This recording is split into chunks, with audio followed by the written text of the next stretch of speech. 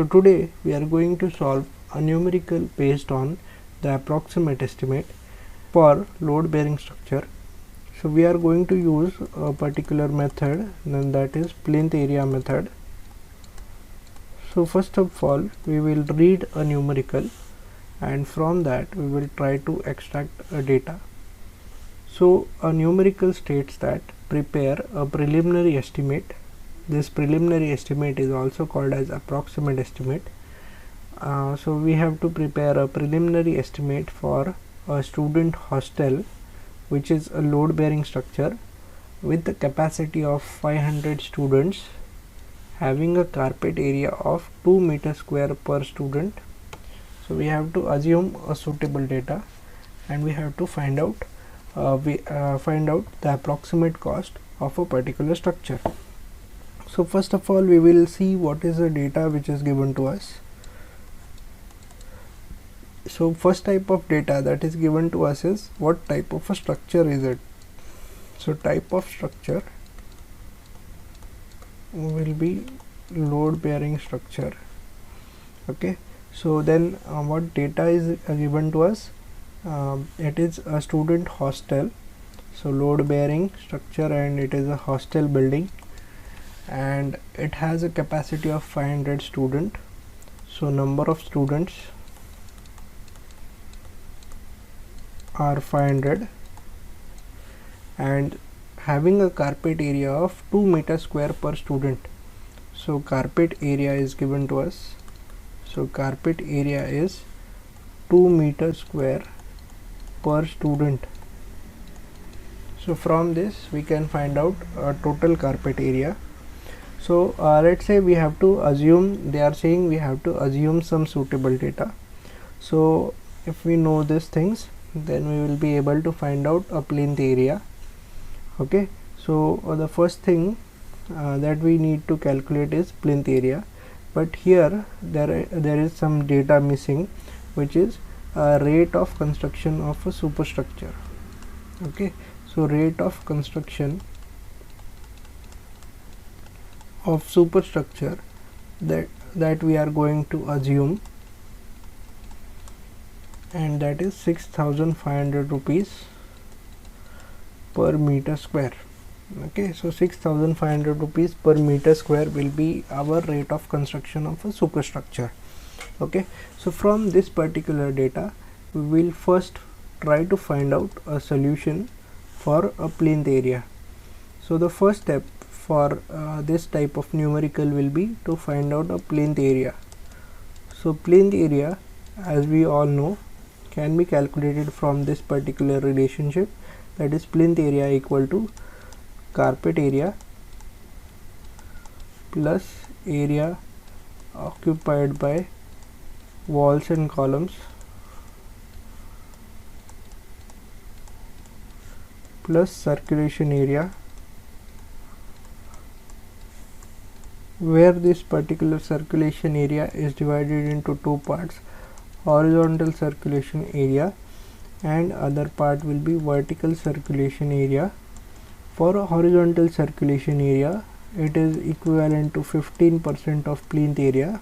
We are denoting plinth area as PA, and vertical circulation area is 5% of plinth area. So this circulation works out to be 20% of a plinth area. So circulation area is 20% of a plinth area. Then area occupied by walls and columns, as we are talking about load bearing structure. So load bearing structure main features or the members are the walls, and hence the area occupied by walls and columns for load bearing structure will be on a higher side.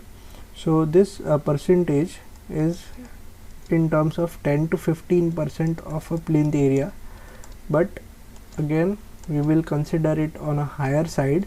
So this will be 15%. We will consider or assume 15% of a plinth area equal to area occupied by walls and columns. And then carpet area is given to us for one student.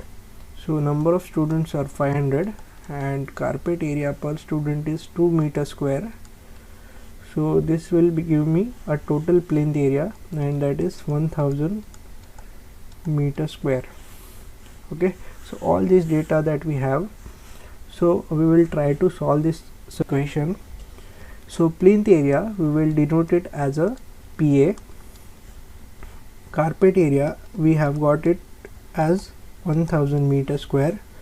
Then area occupied by walls and column is 15% of plinth area, and area occupied by circulation area is 20% of plinth area. So this 15% and this 20% will give us 35%. This 35% will go on this side, so this will become PA into this will be 100% minus 35%. Okay, so this will be 1000 meter square. So if I solve this, so this will be PA is equal to 1000 divided by 0.65. okay, so this works out to be 1538.46 meter square. So this was the first part of our numerical, where we have calculated a plinth area. So once we have calculated a plinth area, the next step will be the cost related to this particular structure. So we will enter into a cost of a particular structure. First thing that will be we have to find out is the cost of construction of superstructure. So cost of construction of superstructure will be let's say quantity into rate. Okay, so quantity in this particular thing is this area. So we have got plinth area and we have got the rate per unit of plinth area. So cost is given to us, or we have assumed some particular cost per unit of plinth area. So we know all these things. So plinth area is 1538.46 meter square, and we have considered the cost of construction of a unit of plinth area is 6500 rupees per meter square of plinth area. So this particular cost works out to be 1 crore rupees. Okay, so this particular cost works out to be 1 crore. So again we have calculated now is cost of construction of superstructure. Now we have to find out the cost of construction of substructure. So cost of construction of substructure will be 20% of cost of superstructure. So 20% of this 1 crore will work out to be 20 lakh rupees. So 20 lakh rupees will be your cost of construction of this substructure. Total cost of construction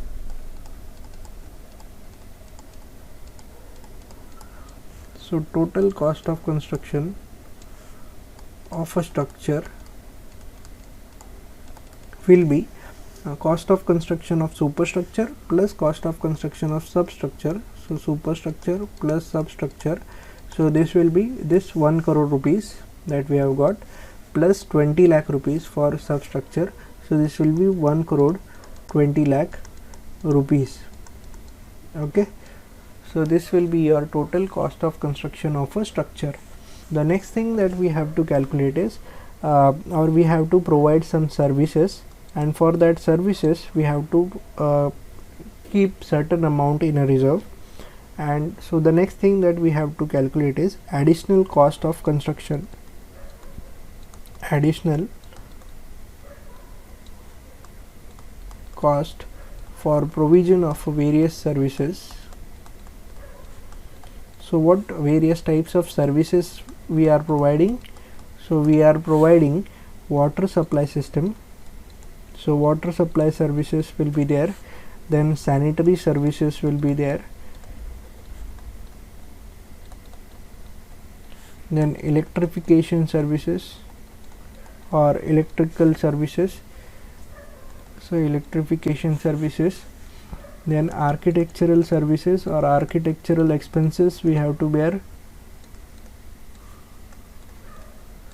Okay, and some miscellaneous or other types of services. This may depend or vary from project to project. So this miscellaneous or other types of services that we will provide in a particular structure. So these types of services we will provide, and for providing a water supply system or for providing a water from a municipal pipeline in a particular project, we have to keep certain amount in a reserve, and for such kind of a project we have to keep 5% of the total cost of construction of a structure as a reserve. For sanitary services we have to keep 4 to 5%. So for sanitary services we will consider 5%. For electrification services we have to consider 9%. For architectural services or architectural expenses, 1% of amount, total amount, should be kept in a reserve. And for miscellaneous services or for other services, again 5% of a total amount should be kept in a reserve. Okay, so this 5% of 1 crore 20 lakhs will work out to be, so this will be a 5% of a total cost of a construction of a structure. So 5% of 1 crore 20 lakh, this will work out to be 6 lakh rupees. So this will be 6 lakh. Again for sanitary services, 5% of 1.2 crore rupees will again work out to be 6 lakh rupees. So this miscellaneous services percentage is again same, so this will again work out to be 6 lakh rupees. Okay, then for electrification work, 9% of 1 crore 20 lakh, so this will work out to be 10 lakh 80,000 rupees. 10 lakh 80,000 rupees, and 1% of architectural expenses, and that is 1% of 1 crore 20 lakh rupees, and that will work out to be 1 lakh 20,000 rupees. So if we have to find out the total cost of construction of a services, so this will be total cost for water supply plus sanitary services plus electrification services plus architectural services plus other or miscellaneous services. So if we add all these things, we will get the total cost for provision of services. So if we add all these things, we will get the total cost, and that is nothing but 30 lakh rupees. So this will be 30 lakh rupees which will be required, or we need to keep 30 lakh rupees as a reserve for providing water supply, sanitary services, electrification services, architectural services and other services. Okay, so we'll the next step will be, we will have to find out the total cost of a particular project or overall cost of a particular project. So next thing will be overall cost. So this overall cost will be a cost of construction of a structure plus cost of provision of a services. So cost of structure plus services will give me the overall cost of a particular project. So if I have to find out the overall cost, it will be 1.2 crores plus 30 lakh rupees. So this particular amount will work out to be 1 crore 50 lakh rupees. Okay, so once this overall cost we have got, the next thing that we need to do is we have to add some extra amount. So additional charges we have to consider for three things, that is, first is contingency, then second is work charge establishment, and the third is tools and plants and machineries. Okay, so for these three things we have to take some additional charges, or we have to consider or keep some additional amount in a reserve. Okay, so for contingencies, so what are these contingencies? Contingencies are nothing but some unforeseen incidences or some accidents or some mishaps which may happen at the time of construction of a services, also while a construction of a structure. So for such kind of incidences which we cannot predict in advance, for those kind of mishaps, we have to keep certain amount in a reserve, so that if certain mishaps occurs, we can use that particular amount. Okay, so for contingencies we have to consider 5% of the overall cost of the structure to be kept in a reserve. Why? Because these contingencies or these mishaps can happen while constructing a structure, or also it can happen while providing a services. So we have to consider this 5% on a overall cost of construction of a project. So this 5% works out to be 7,50,000 rupees. Okay, so for work charge establishment and tools and plants and machineries, CPWD says that we have to keep certain amount in a reserve, and that amount is 2 to 2.5%, and for tools and plants and machineries it is 1% of the overall cost. Okay, but this particular amount, that is 2 to 2.5% for work charge establishment and 1% for tools and plants and machineries, is negligible, and hence what we will do is we will combine these particular things. So we will add these two things, work charge establishment plus tools and plants and machineries, and for this particular combo what we will do is we will consider 10% of a total cost of a project, or 10% of overall cost of a project. We will consider that much of a amount to be kept in a reserve for work charge establishment plus tools and plants and machineries. So for these two things, we'll have to keep 10% of 1,50 lakh rupees. So this will work out to be 15 lakh rupees.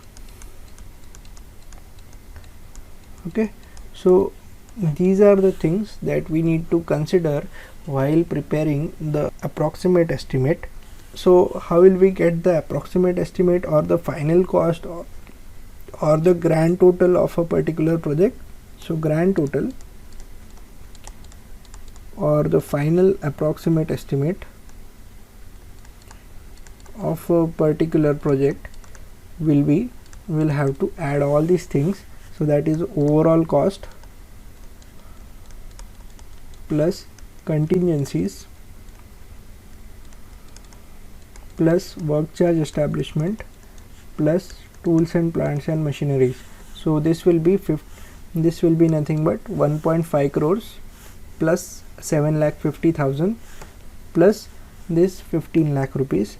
So if we add these three things, overall cost plus contingency plus work charge establishment and tools and plants and machineries, so we will get the final amount, and that is 1,72,50,000 rupees as a final cost or the approximate estimate that is required to construct a particular project. And this much of amount that we have considered for constructing the load bearing structure, that is a hostel building for 500 students, where every student will require 2 meters square of area. So this is the final cost or the approximate estimate for this particular project.